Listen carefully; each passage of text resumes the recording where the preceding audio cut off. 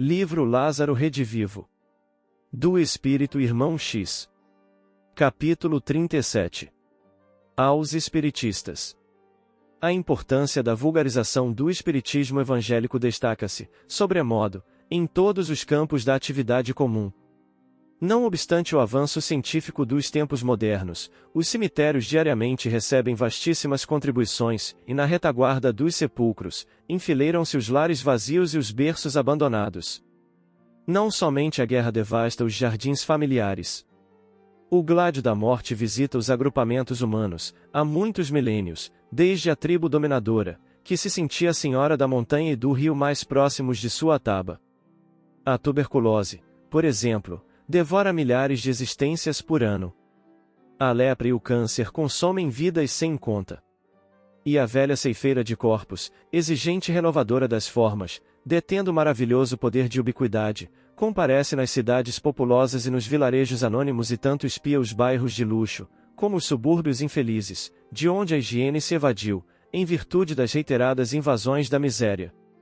Refere-se o médico à necessidade do soro e da vitamina que restauram as células cansadas. O sociólogo recomenda medidas que atendam à coletividade.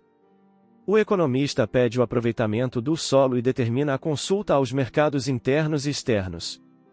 O político reclama garantias à organização partidária. O banqueiro examina o câmbio, atenciosamente.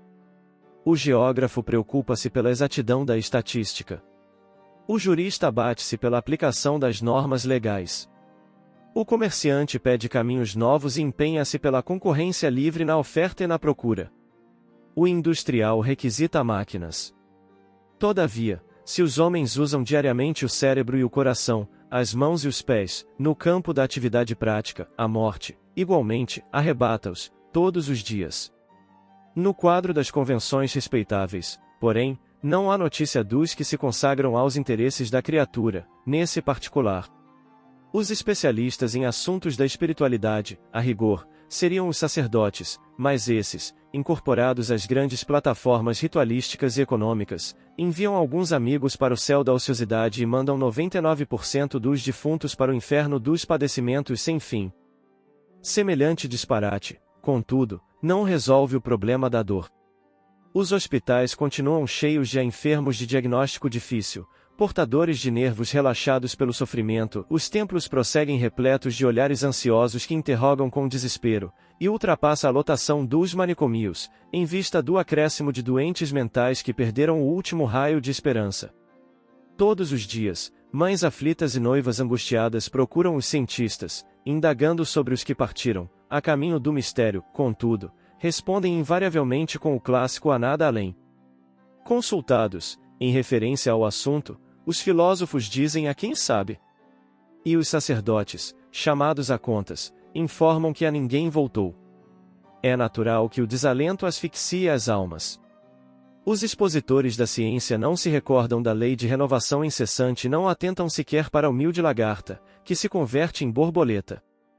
Os estudiosos da filosofia estimam a dança macabra das hipóteses, acima do passo firme no conhecimento positivo, alimentando velhas tricas, desde os antecessores de Sócrates, e, muitas vezes, após devorarem todos os livros e terminarem todas as observações possíveis, acabam duvidando se eles próprios existem.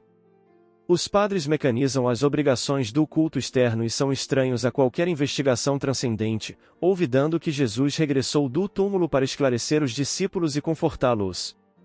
E se eles, que são os técnicos do serviço religioso, esquecem a ressurreição do Mestre, que a presso poderiam dar a volta de pobres diabos, como nós outros, que tornamos da noite da morte, tentando acordar os amigos que não se acautelam ante a grande viagem do além?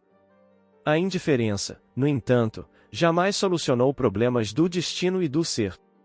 E a incompreensão do transe final continua torturando corações sensíveis. Dizia Conan Doyle, depois de 30 anos, reconhecer que o assunto com que tanto brincara não se resumia apenas ao estudo de uma força misteriosa, mas que envolvia o desabar de muralhas entre dois mundos, constituindo a mensagem direta do além para o gênero humano, na época de sua mais viva aflição. Entretanto, os homens de coragem moral idêntica à do grande escritor inglês são ainda raros.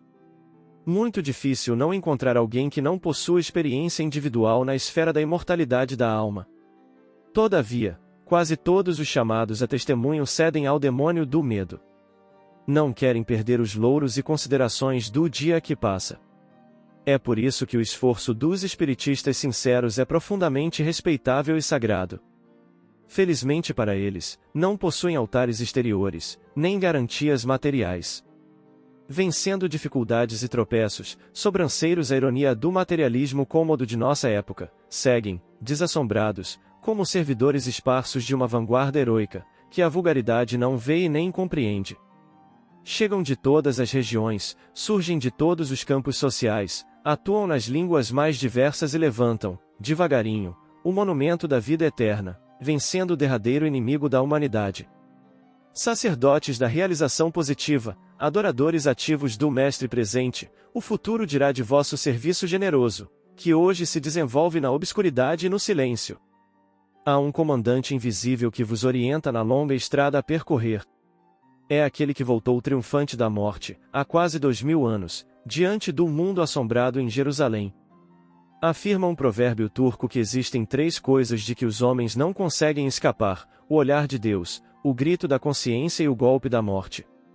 Se os vossos sacrifícios não bastarem, se a tempestade das paixões sufocar temporariamente a semeadura sublime de vosso esforço, conservai o otimismo e a esperança, porque esses 3 poderes ocultos falarão por vós, onde passardes.